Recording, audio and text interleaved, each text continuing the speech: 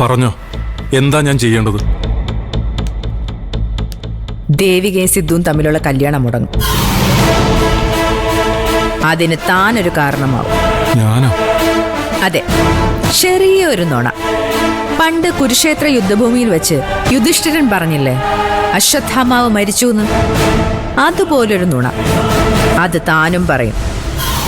തങ്കച്ചി madam, പേടിക്കണ്ടടോ.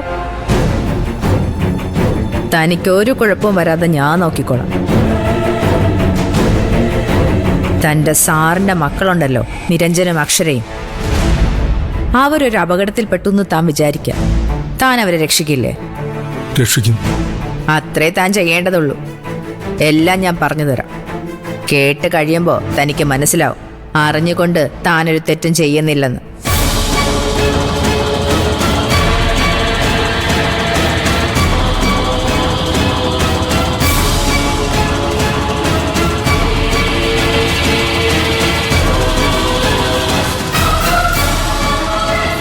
അത് സോമിയല്ലേ? അത് സോമിയ. അപ്പുറത്ത് നിൽക്കുന്നത് തങ്കച്ചി. സ്വാമി ജയശങ്കറിന്റെ വലങ്കൈ. തങ്കച്ചി ഏറ്റവും വലിയ ശത്രു. ഇവര് തമ്മിൽ അവിടെ എന്താ സംസാരിക്കുന്നത്? അതെന്തെങ്കിലും ആവട്ടെ, ഇത്തവണ നമ്മുടെ ഭാഗത്തുനിന്ന് ഒരു വീഴ്ച ഉണ്ടാവരുത്. നമുക്ക് മൊബൈലിൽ റെക്കോർഡ് ചെയ്യാം. എടുക്ക.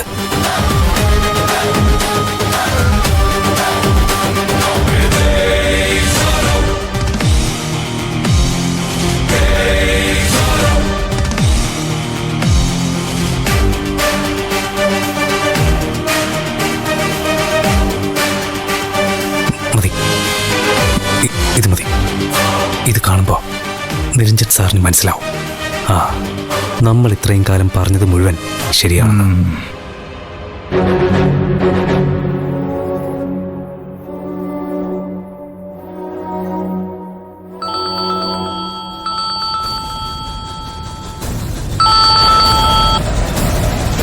ഹലോ സർ, ഒരു കാഴ്ച കണ്ട് വിളിച്ചതാ. സ്വാമിയും തങ്കച്ചിയും തമ്മിൽ പൊരിഞ്ഞ ചർച്ച. അതൊരിക്കലും നല്ലതിനാവില്ലെന്ന് സാറിന് അറിയാലോ. എങ്കിൽ അതൊന്ന് കയ്യോടെ സാറിനെ അറിയിക്കാന്ന് വിചാരിച്ചു. നിങ്ങൾ കണ്ടോ അവരെ? കണ്ടു. ഇത്തവണ പണ്ടത്തെ പോലെ അബദ്ധം പറ്റാതിരിക്കാൻ ഞങ്ങൾ മൊബൈൽ എടുത്തിട്ടുണ്ട് സാറേ. തെളിവ് വേണമല്ലോ. എന്നാ വേഗം അയക്കും. ഇപ്പൊ അയക്കാം സാറേ.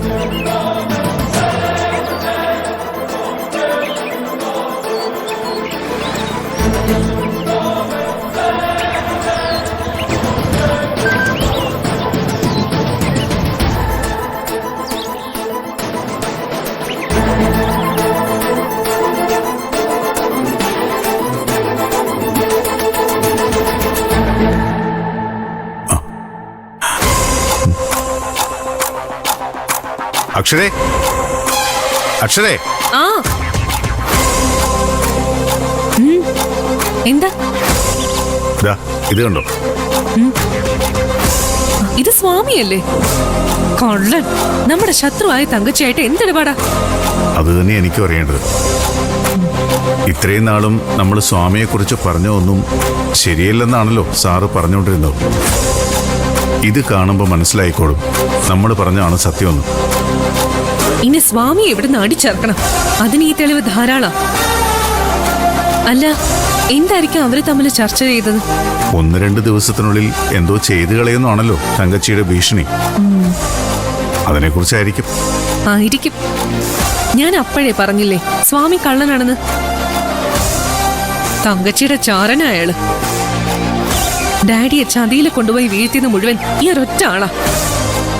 ഓ, ഇനിയെങ്കിലും ഡാഡിക്ക് നമ്മൾ പറയുന്നത് മനസ്സിലാവും.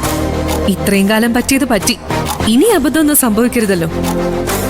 ദൈവമായിട്ടാ ഇപ്പൊ ഈ വീഡിയോ കിട്ടാൻ കാരണം.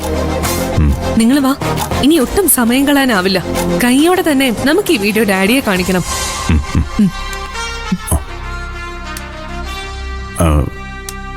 ഞാൻ അങ്ങോട്ട് വരികയായിരുന്നു. എന്താ കാര്യം? ഇത് കണ്ടു നോക്ക്.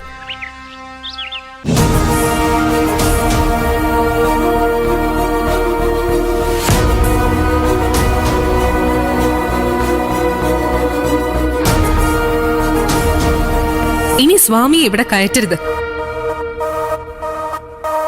അഥവാ വന്നാ തന്നെ അടിച്ചിറക്കണം. കൂടെ നിന്ന് അയാളെ ചതിക്കായിരുന്നു എന്ന് ഇപ്പോഴെങ്കിലും ഡാഡിക്ക് മനസ്സിലായില്ലേ? ഇത്രയും കാലം തെളിവില്ലാത്തതായിരുന്നു പ്രശ്നം. ഇപ്പൊ തെളിവായല്ലോ.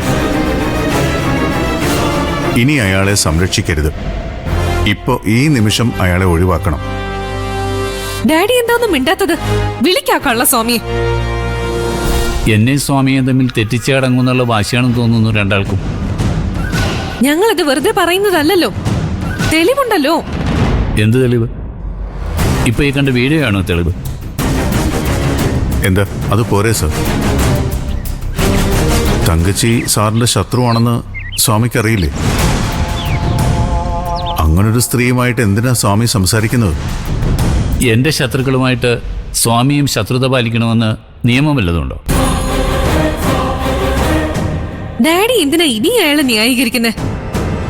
ഡാഡിയെ അയാളെ ചതിക്കുകയാണെന്ന് ഈ വീഡിയോ കണ്ടിട്ട് മനസ്സിലാവുന്നില്ലേ? മനസ്സിലാവുന്നില്ല. തങ്കച്ചിയെ സ്വാമി രഹസ്യമായിട്ടാണ് സന്ദർശിച്ചതെങ്കിൽ നിങ്ങൾ ഈ പറഞ്ഞതിൽ അർത്ഥമുണ്ടായിരുന്നു. പക്ഷേ അങ്ങനെയല്ലല്ലോ സംഭവം. ഇങ്ങനെ ഒരു കൂടിക്കാഴ്ച അവർ തമ്മിൽ നടക്കുമെന്ന് എനിക്കറിയാമായിരുന്നു. എന്നോട് അനുവാദം വാങ്ങിച്ചിട്ടാണ് സ്വാമി തങ്കച്ചിയെ കാണാൻ പോയത്. എന്തിനാ അയാൾ തങ്കച്ചിയെ കാണണം സർ? നിരഞ്ജൻ, ജീവിതത്തിൽ സ്ഥിരം ശത്രുക്കളും മിത്രങ്ങളും ഇല്ലെന്നുള്ള പാഠം അനുഭവങ്ങൾ കൊണ്ട് പഠിച്ചവനാണ് ഞാൻ. സീതാലക്ഷ്മി ഇപ്പം എൻ്റെ ശത്രുവാണ് എന്ന് കരുതി നാളെ അവരെൻ്റെ മിത്രമായി കൂടുന്നില്ലല്ലോ.